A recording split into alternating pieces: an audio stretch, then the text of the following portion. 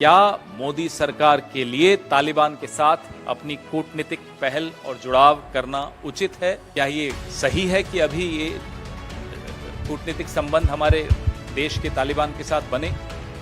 क्या ये सवाल तालिबान से उठाए जाएंगे? क्या यह सच नहीं है कि मोदी सरकार ने हमारी राष्ट्रीय सुरक्षा को खतरे में डाल दिया है, जिसमें कि जम्मू कश्मीर में 1249 आतंकी हमले हुए?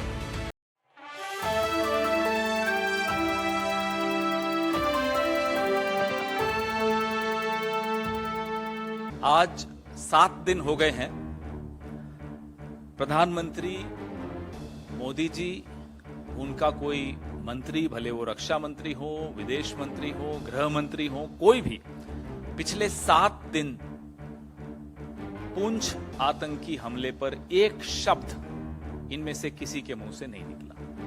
यह खामोशी बहुत कुछ बताती है। यह खामोशी बताती है कि इस सरकार की प्राथमिकताएं क्या हैं।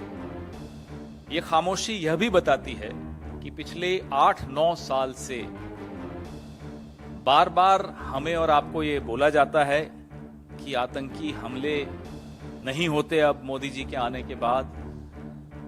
दरअसल सच्चाई ये है कि आतंकी हमले न केवल हो रहे हैं, हमारे सैन्य ठिकानों पर हो रहे हैं, हमारे जवानों पर हो रहे हैं।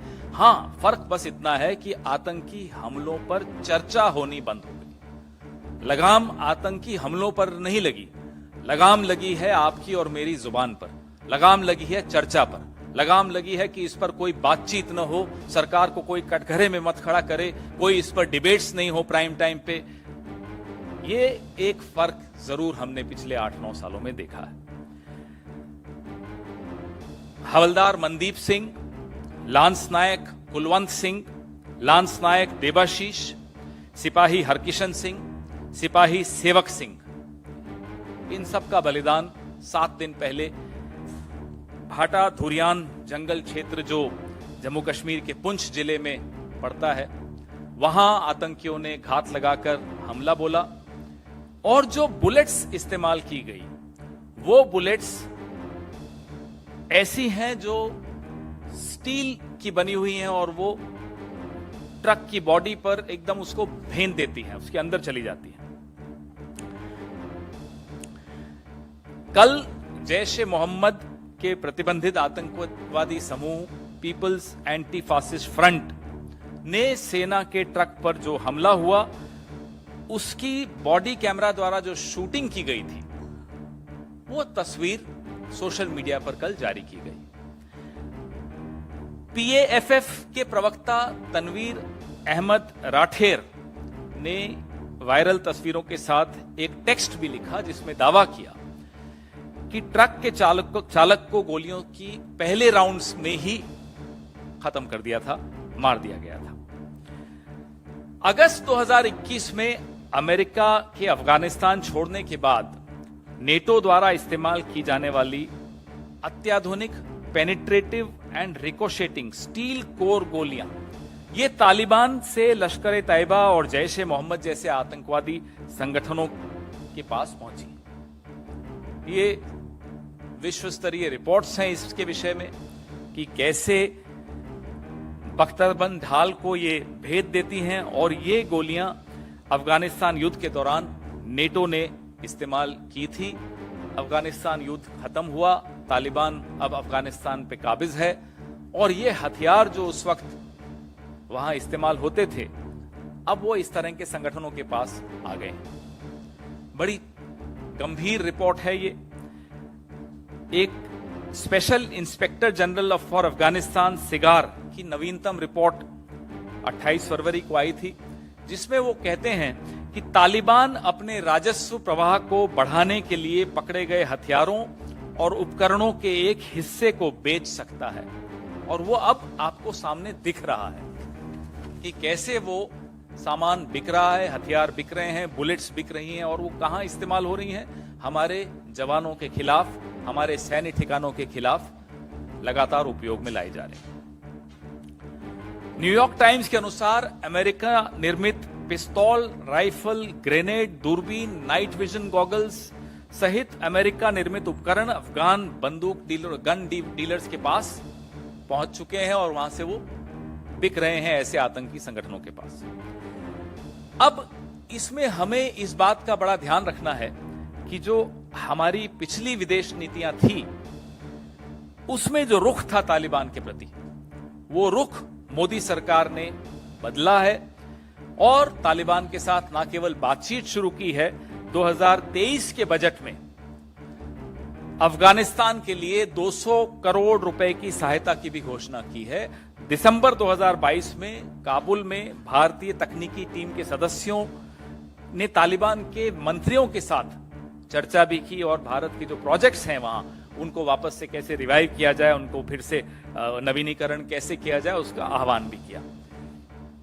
और न्यू काबुल टाउन में निवेश को भी आमंत्रित किया जा रहा है। वीजा मुद्दे और छात्रवृत्ति को भी इन्होंने उस बैठक में उठाया था भारत सरकार ने। तो लगातार जो आतंकी हमले हुए हैं, जनवरी 2023 बम धमाकों की 2 अलग अलग घटनाओं में घंगरी गांव में आतंकी हमलों में 6 लोगों की मौत हुई थी। यह बमों की योजना कश्मीरी पंडितों के नरसंहार के प्रयास के लिए बनाई गई थी। अगस्त 2022 दरहल इलाके के परगल गांव में आत्मघाती हमला हुआ था जिसमें 4 जवान तो शहीद हुए थे और 2 अन्य घायल हुए। इसमें भी यही कवच भेदी गोलियों का उपयोग किया गया था। अक्टूबर 2021 में 3 सप्ताह से अधिक समय तक जारी एक तलाशी अभियान के दौरान वन क्षेत्र में 4 दिनों के भीतर आतंकियों के साथ 2 बड़ी मुठभेड़ों में 9 सैनिक शहीद हुए थे। अगस्त 2021 में राजौरी में एक घर पर ग्रेनेड हमला हुआ, एक नाबालिग लड़के की मौत हुई और अन्य कई घायल हुए। तो लगातार हम आपको बताते रहे हैं कि कैसे आतंकी हमले बढ़ते चले जा रहे हैं, सैन्य ठिकानों पर बढ़ रहे हैं, आम नागरिकों पर बढ़ रहे हैं और जम्मू कश्मीर में जो स्थिति है वो आपके सामने रोज हम हर दूसरे दिन साझा करते ही हैं। पुंछ आतंकी हमले पर मोदी सरकार चुप क्यों है?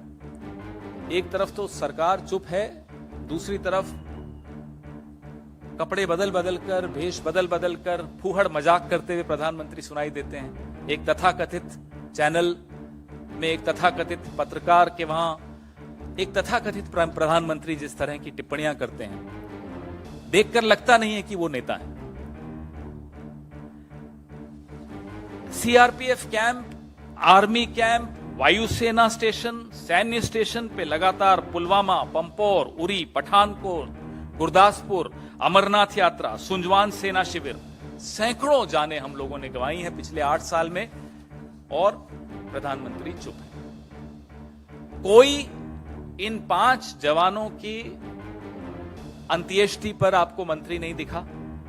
क्यों? क्योंकि देश में चुनाव, बड़े स्तर पे लोकसभा चुनाव नहीं है इसलिए। यह देखते हुए कि पुंछ का तालिबान से सीधा सीधा संबंध है, क्या मोदी सरकार के लिए तालिबान के साथ अपनी कूटनीतिक पहल और जुड़ाव करना उचित है? क्या ये सही है कि अभी ये कूटनीतिक संबंध हमारे देश के तालिबान के साथ बने? क्या ये सवाल तालिबान से उठाए जाएंगे? क्या यह सच नहीं है कि मोदी सरकार ने हमारी राष्ट्रीय सुरक्षा को खतरे में डाल दिया है, जिसमें कि जम्मू कश्मीर में 1249 आतंकी हमले हुए, जिसमें 350 नागरिक मारे गए और 569 जवान शहीद हुए हैं। 1249 terror attacks in just Jammu and Kashmir alone, in which 350 civilians lost their lives and 569 Jawans were martyred.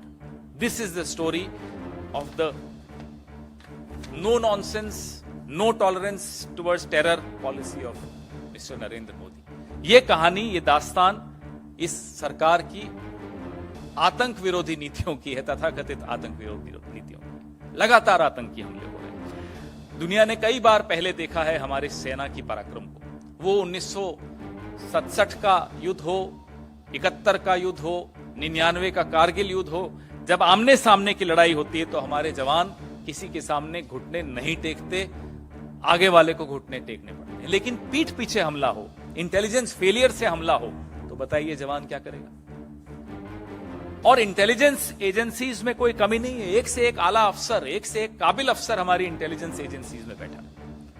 लेकिन जब सरकार की प्राथमिकता है कि ये जो आप मेरे सामने बैठे पत्रकारों के मोबाइल में घुसकर इंटेलिजेंस गैदर करनी हो या हम जैसे लोगों के मोबाइल में घुसकर इंटेलिजेंस गैदर करनी हो, तो जाहिर सी बात है कि आपकी प्राथमिकता राजनीतिक प्रतिद्वंदियों के खिलाफ अपनी इंटेलिजेंस एजेंसीज को इस्तेमाल करने की है, ना कि आतंकियों के खिलाफ करने की। कुछ महीनों के अंतराल के बाद बार बार यह घटना होती है, लेकिन एक अजीब सी सन्नाटेदार चुप्पी सरकार की आंख से सुनाई देती है। उल्टा यह होता है कि इस देश की आदत, हम लोग जो बचपन से किताबें पढ़ते थे उसमें एक नारा सुना था कि तुम मुझे खून दो मैं तुम्हें आजादी दूंगा। आज जो हमारे तथाकथित नेता बने हुए हैं बोले तुम चुप रहो मैं तुम्हें इनाम दूंगा, मैं तुम्हें गवर्नर ही दूंगा। और जो जिसको चुप कराने की कोशिश कर रहे थे आज वो बोल रहा है, उसकी भी बातों का आप जवाब नहीं दे पा रहे हो। तो हम अपने सवाल पूछ चुके हैं और हम उम्मीद करते हैं कि प्रधानमंत्री हम सबकी जासूसी छोड़कर सुरक्षा बलों को हमारे खिलाफ इस्तेमाल करने की बजाय आतंकियों के खिलाफ इस्तेमाल करेंगे और चुप्पी तोड़ेंगे। पुंछ पर चुप्पी तोड़ेंगे, पुलवामा पर सत्यपाल मलिक जी द्वारा कुछ खुलासे किए गए हैं उस पर भी चुप्पी तोड़ेंगे।